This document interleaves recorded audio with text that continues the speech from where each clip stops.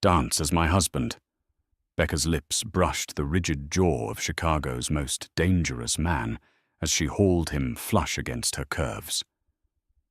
There's a red dot on your forehead. Out in the ballroom, the orchestra's swelling crescendo perfectly masked the metallic click of a customized sniper rifle.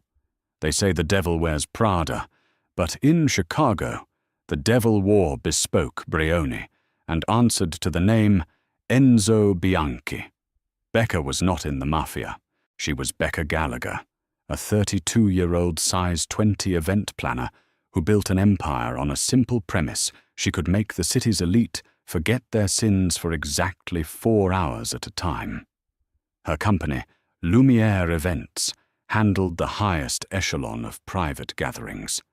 They were the people you called when you needed the Palmer House Hilton transformed into a Venetian masquerade, or when you needed 500 bottles of vintage Dom Perignon flown in from Champagne by Tuesday.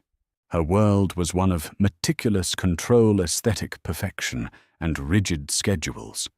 She was a fat woman operating in an industry obsessed with waif-thin socialites and starving debutantes. She didn't hide her size. She weaponized it. She wore custom-tailored emerald silk wrap dresses that clung to her heavy hips and showcased a generous bust. She took up space in every boardroom demanding respect, with a clipboard in one hand and an iced macchiato in the other. She had spent a decade making sure no one looked past her, but she never expected someone like Enzo Bianchi to look at her. Enzo was the quiet, terrifying head of the Bianchi Syndicate, a modernized offshoot of the old Chicago outfit. The FBI knew it, the mayor knew it, and anyone who breathed oxygen in Cook County knew it.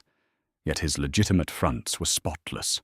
He owned commercial real estate logistics companies and a private security firm called Aegis Vanguard.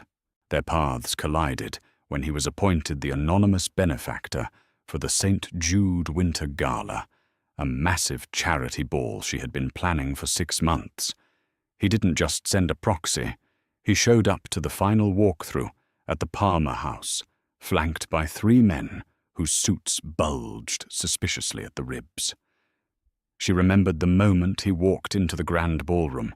He was devastating to look at, tall, broad-shouldered, with a sharp, aristocratic jawline, and eyes as cold and dark as a frozen lake at midnight. The chatter of her 60-person set-up crew died instantly. "Ms. Gallagher." His voice was a low, gravelly baritone that vibrated right into the soles of her sensible heels. "Mr. Bianchi," she replied, refusing to break eye contact. She stood her ground, crossing her arms over her stomach. "You're early. The lighting crew is still calibrating the chandeliers and we haven't finished the floral arrangements." He stepped closer, invading her personal space. The scent of bergamot, expensive leather, and something dangerous washed over her. His dark eyes didn't dart away in polite avoidance, nor did they hold the usual veiled disdain she was accustomed to from men of his tax bracket. Instead, his gaze dropped to her throat, slowly mapping the deep curve of her cleavage, traveling down the heavy plush swell of her waist and back, up to her face. It was a look of pure, unapologetic hunger. "I prefer to see the raw machinery before the magic trick," Enzo said, his eyes locking onto hers. "You've built quite the reputation, Becca. They say you don't compromise." "I don't," she said, her voice steadier than her racing heart. "And I don't appreciate unannounced inspections. If you want this gala to launder your public image efficiently, you need to stay out of my way." One of his guards shifted, reaching for his jacket, but Enzo raised a single gloved finger to stop him. A slow, terrifying smile spread across his face. "I like you," he murmured.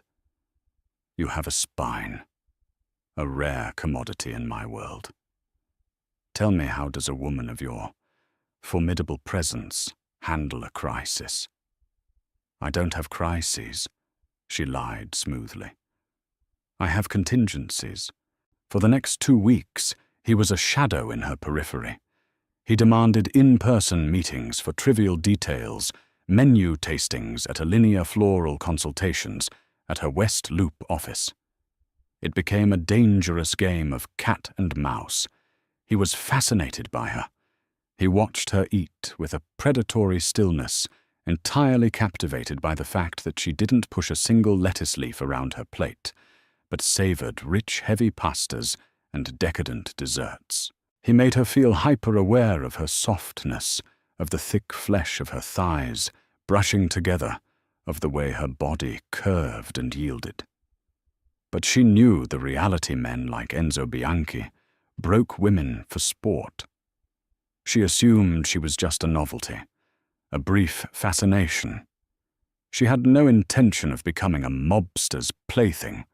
Her focus was the gala. It was the biggest night of her career, attended by senators, tech billionaires, and Chicago's most dangerous predators wearing sheep's clothing. She had a schedule to keep. She had no idea that her meticulous schedule was about to be violently rewritten by a rival syndicate from New York. The night of the St. Jude Winter Gala was a triumph. The Palmer House Grand Ballroom looked like a fever dream of winter luxury. Thousands of white orchids cascaded from the balconies, catching the light of the baccarat crystal chandeliers. A 12-piece orchestra played a haunting, slow rendition of a Viennese waltz. The air was thick with the scent of roasted prime rib expensive perfume and the subtle metallic tang of cold Chicago winter drifting in from the vents. Becca stood on the mezzanine level, a discreet earpiece tucked beneath her curled hair, her clipboard pressed against her stomach. She wore a custom crimson gown, a heavy velvet masterpiece that off-the-shoulder corset-laced in the back, hugging her wide hips and flaring out at the knees. She felt powerful, untouchable. Down on the floor, Enzo Bianchi was holding court near the massive arched windows that overlooked Monroe Street. He looked lethal in a jet-black tuxedo.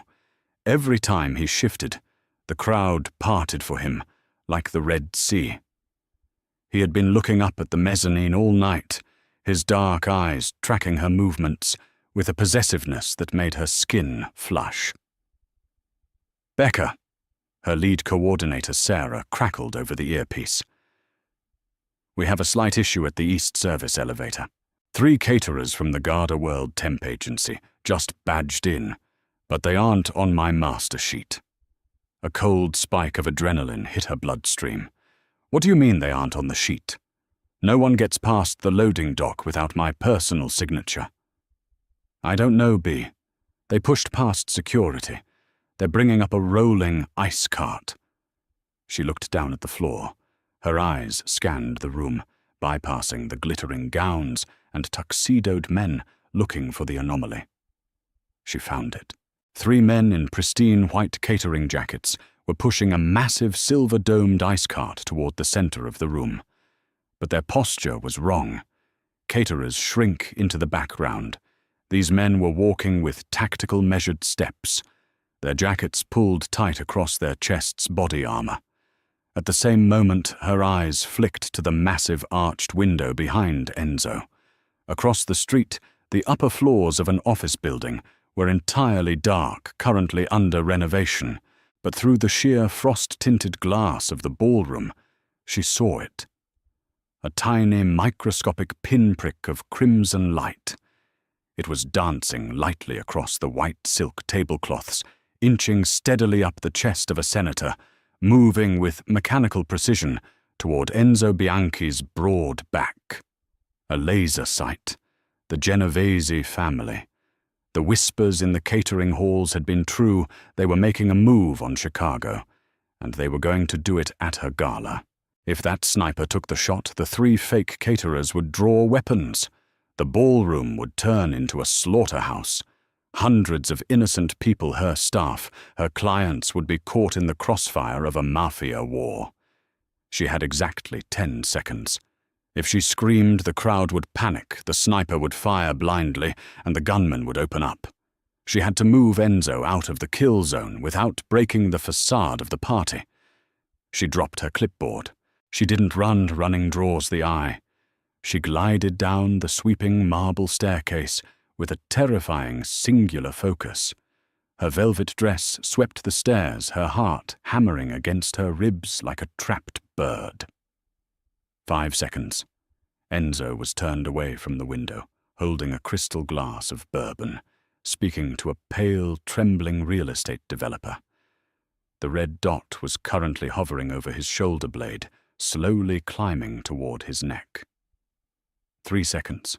She broke through the crowd, ignoring the indignant gasps as she shoved past a billionaire's wife. 1 second. She reached him. She didn't hesitate. She threw her arms around his neck, letting her heavy, soft body crash into his solid, muscular frame and forcefully spun him 180 degrees. The sudden momentum threw him off balance just enough that they stumbled directly into the center of the dance floor, right into the throngs of waltzing couples. Enzo's immediate reaction was violent. His free hand clamped onto her waist with bruising force, his muscles tensing to strike the perceived threat. But when he looked down and saw it was her, his expression shifted from lethal rage to profound confusion. "Becca!" He rumbled, his grip softening slightly, but still holding her in an iron cage. She grabbed the lapel of his tuxedo, pulling his rigid frame flush against her thick curves. The orchestra swelled. She stepped into the rhythm of the waltz, forcing him to move his feet to avoid tripping over her. "Dance as my husband," she whispered fiercely, her lips brushing his jaw so closely she felt the stubble scratch her skin. "There's a red dot on your forehead." She felt the exact moment the Mafia Boss processed her words. His entire body went rigidly cold, then shifted into a terrifying coiled awareness. He didn't look toward the window. He didn't flinch. He simply tightened his grip on her waist, his large hand splaying wide across the plush velvet of her hip, and pulled her flush against his chest. He took the lead, sweeping her across the floor in a devastatingly smooth arc. "Where?"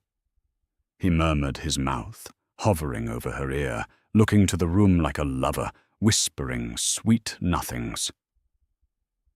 "Building across Monroe. 3rd floor, down from the roof." She breathed, her thighs pressing against his as they spun. "You have 3 men dressed as caterers by the east entrance. They're waiting for the shot to draw."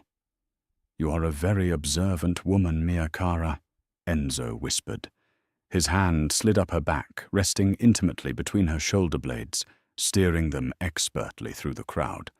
"We need to get to the blind spot behind the marble pillars on the south wall. Keep smiling." She plastered a radiant, breathless smile on her face, even as terror threatened to suffocate her. The physical contrast between them was overwhelming. He was a statue of hard marble. She was soft, yielding, wrapped in heavy velvet. Yet in that moment, moving to the swelling strings of the orchestra, they moved as one entity. The heat radiating off him was intoxicating. Every step they took was a calculated evasion of death.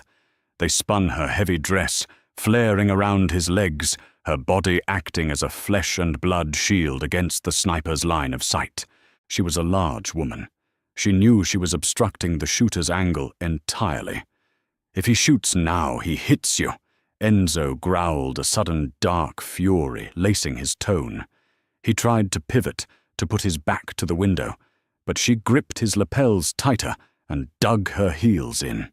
"He won't risk a blind shot on a moving target through a crowd," she hissed, forcing him to maintain their trajectory. "Let me lead, damn it." They were 10 feet from the pillars. 5 feet. Suddenly, a loud, terrible shattering of glass echoed over the music. The high, arched window exploded inward in a shower of glittering shards. The sniper had lost his angle and taken a desperation shot.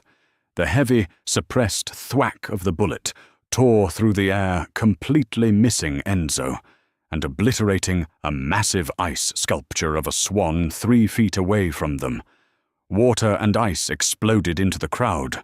Screams erupted. The illusion was broken. "Down!" Enzo roared, his hand tangling in her hair as he tackled her to the floor. His heavy body covered hers, completely shielding her soft frame with his own, just as the 3 fake caterers ripped submachine guns from the ice cart. The gala was over. The war had begun. The Palmer House Grand Ballroom, a masterpiece of 1920s architecture, devolved into a slaughterhouse in a matter of seconds. The deafening roar of automatic gunfire drowned out the screams of Chicago's elite. Becca was pinned to the Aubusson carpet, the crushing weight of Enzo Bianchi pressing the breath from her lungs. But it wasn't a suffocating weight. It was a heavy, impenetrable shield of muscle and bespoke wool. Above them, bullets shredded the baccarat chandeliers, sending a torrential rain of jagged crystal raining down upon the panicked crowd. "Stay flat, Becca," Enzo commanded, his voice, a dark, terrifying rumble against her ear. He didn't sound panicked. He sounded like a man who had been waiting for this exact moment. From the periphery of her vision, she saw the 3 fake caterers advancing, their muzzles flashing in the dimming light. But Enzo had not come to her gala unprotected. Men in tuxedos, guests she had personally checked off the VIP list, suddenly drew matte black Sig Sauer handguns from their holsters. The Aegis Vanguard security detail wasn't just guarding the perimeter. They had been embedded in the party. Matteo, Enzo roared over the deafening cacophony. A massive man with a scarred jawline, whom she had mistakenly seated at table 14, thinking he was a hedge fund manager, vaulted over a shattered ice sculpture. He laid down a suppressing barrage of fire that forced the Genovese hitmen to dive behind the overturned catering tables. "We need the service corridors," Matteo shouted, ejecting a spent magazine and slamming a fresh one home. "Sniper is repositioning. CPD will be here in 3 minutes, but the Genovese have men locking down the lobby."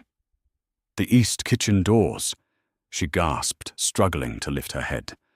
"The freight elevator requires a biometric scan, but I have the master override." Enzo looked down at her, his dark eyes ablaze with a mixture of lethal intent and fierce admiration. He didn't question her. He rolled off her body, grabbed the thick velvet fabric at her waist, and hauled her to her feet with one effortless motion. "Run!" he barked. She hiked up the heavy crimson skirts of her gown, her thick thighs burning as she sprinted in 3-inch heels. Enzo kept his body positioned between her and the line of fire, his hand resting firmly on the small of her back, propelling her forward. They crashed through the swinging brass doors of the catering kitchen.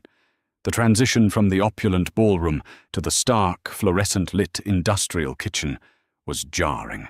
The air smelled of spilled saffron risotto, terrified sous chefs, and the sharp metallic tang of cordite. They reached the freight elevator.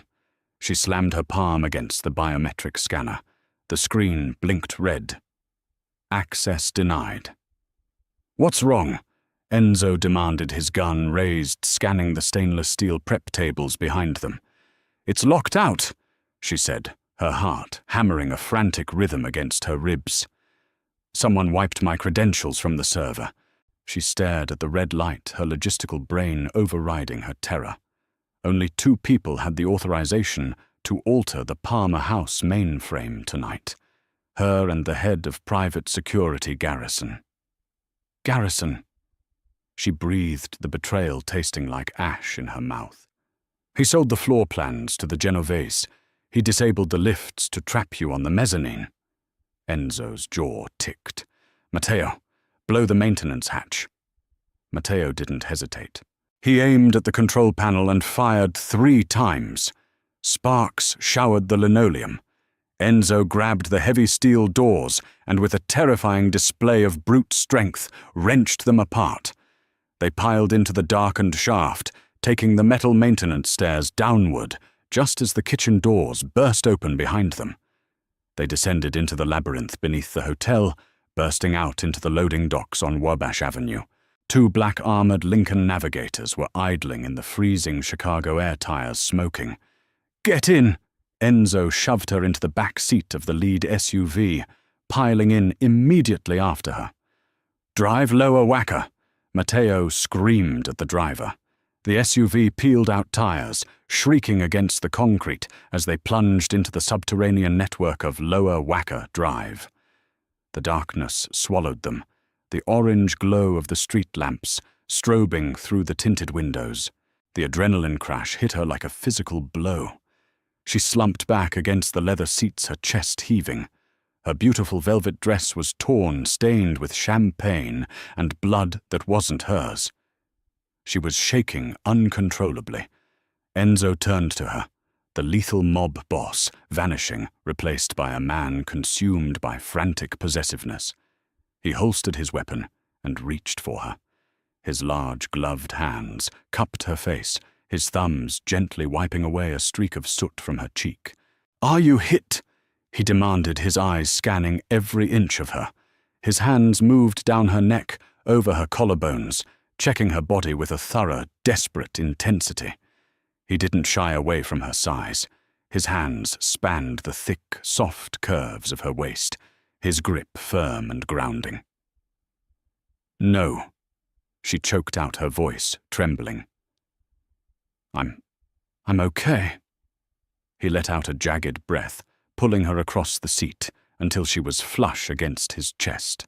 She collapsed against him, her heavy frame melting into his solid warmth. He buried his face in her hair, his arms locking around her back, as if terrified she might vanish. "You saved my life," he murmured, his voice a low vibration against her collarbone. "You threw yourself into the line of fire for a man you barely know. You were ruining my gala," she whispered weakly, a hysterical laugh bubbling up in her throat. "I couldn't let you bleed on the centerpieces." A deep, dark chuckle rumbled in his chest.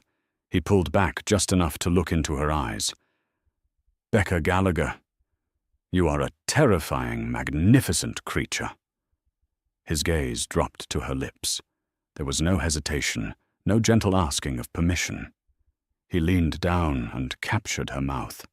The kiss was a violent collision of adrenaline and repressed desire.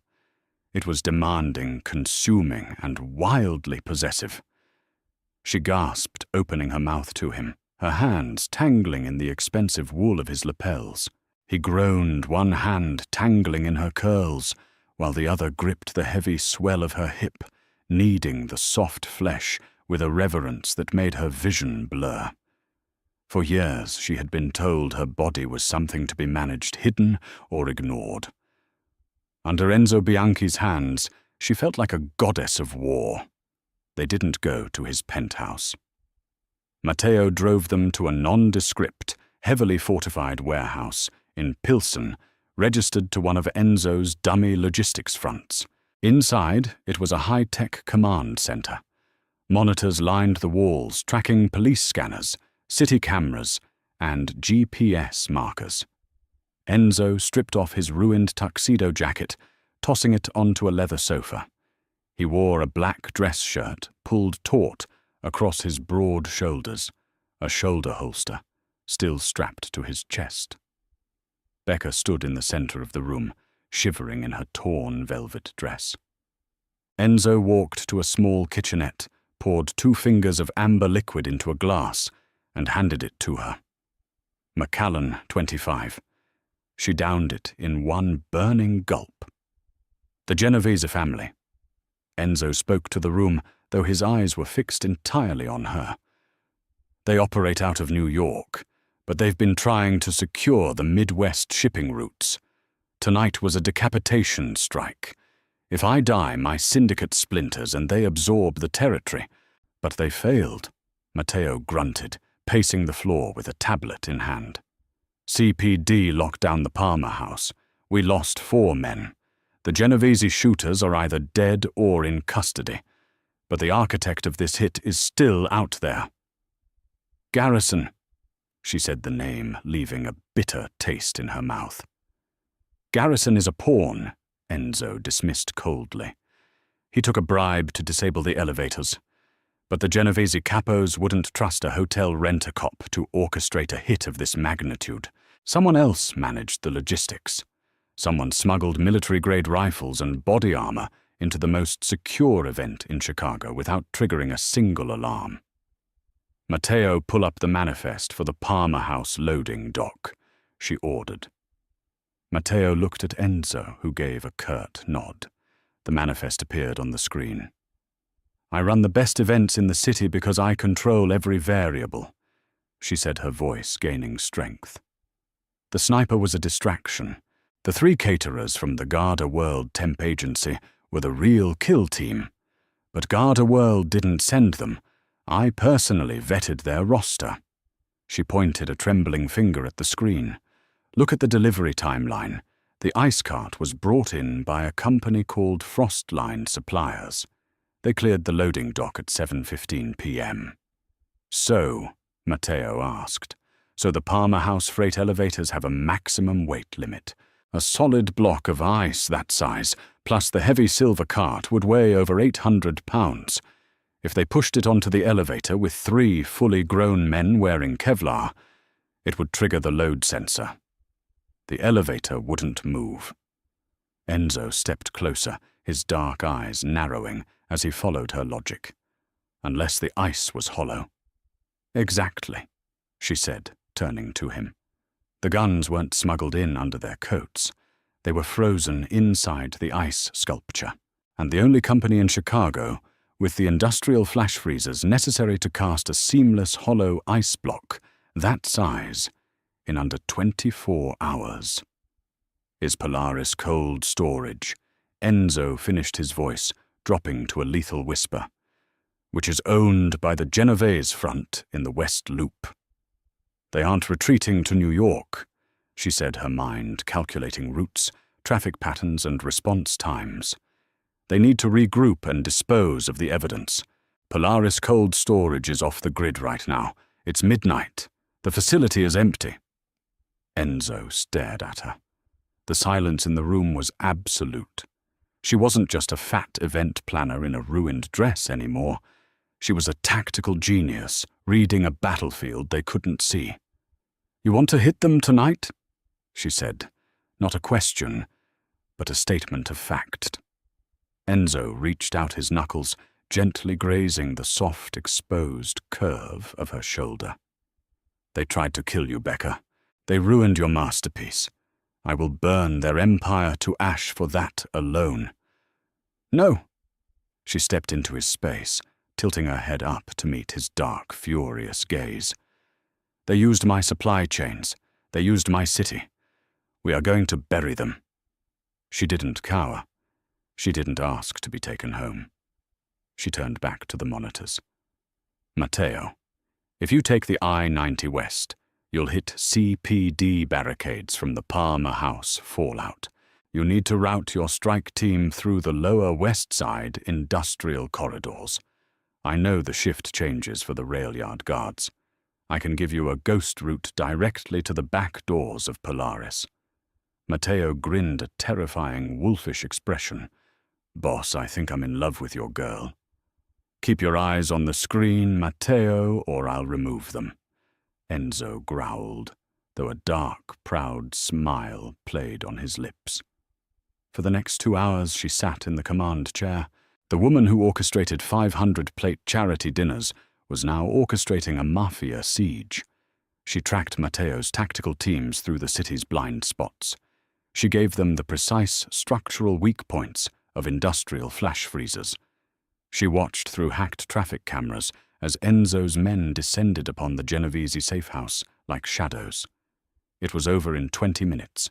No alarms, no police, just a surgical, brutal eradication of the threat. When the screens went dark, confirming the Genovese lieutenants had been dealt with, the warehouse fell silent. The remaining enforcers filed out, giving her wide, respectful berths, leaving Enzo and her alone in the dim glow of the monitors. Enzo walked slowly toward her. He didn't look like a monster. He looked like a king who had finally found his queen.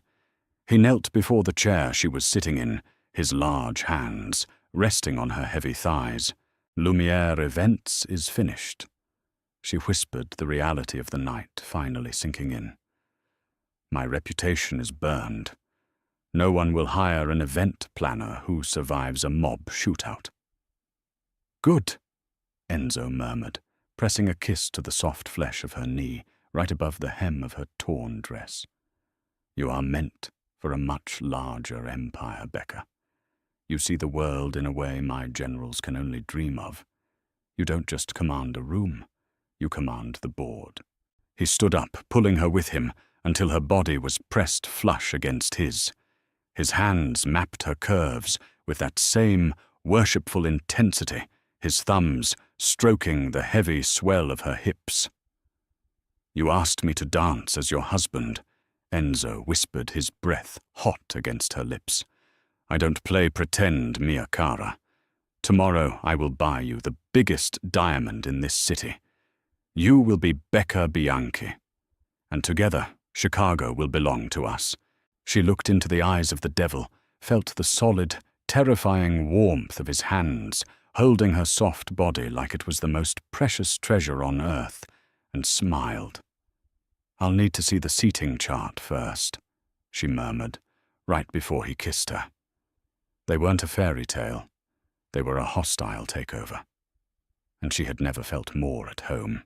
Did you expect that explosive twist? Becca proves that true power isn't about fitting into society's mold. It's about knowing how to control the board. If you loved this intense, curve-worshipping mafia romance and want to see more fierce, brilliant women taking over the underworld, hit that like button, share this story with a friend who loves dark romance, and subscribe to the channel. Share in the comments below what you would do if you spotted the red dot. See you in the next video.